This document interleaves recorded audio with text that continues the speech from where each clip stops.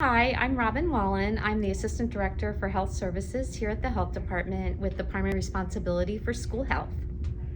I think there's about 5 things that you should do if you get that notification, either from your school, from daycare, maybe from another parent or a coach.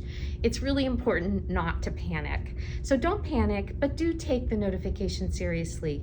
Being able to identify individuals who've been in close contact with someone with COVID-19 is a very important first strategy as we try to contain this virus in our community.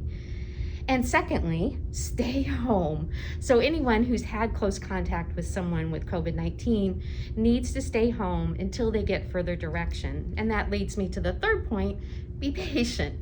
Our health department is investigating every case of COVID-19. So please wait at home, keep your child at home until you've heard from the health department and gotten further direction about whether or not they're considered a close contact. I think fourth, it's really important to watch for symptoms.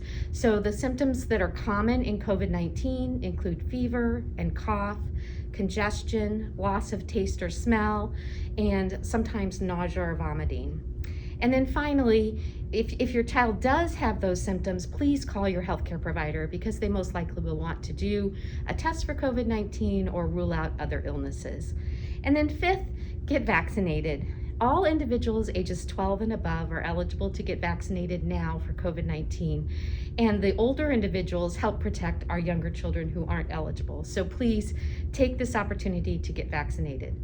So let me just review those 5 steps. Don't panic, stay home, be patient as you wait for public health to call you about direction, watch for any symptoms of illness, call your doctor, and get vaccinated.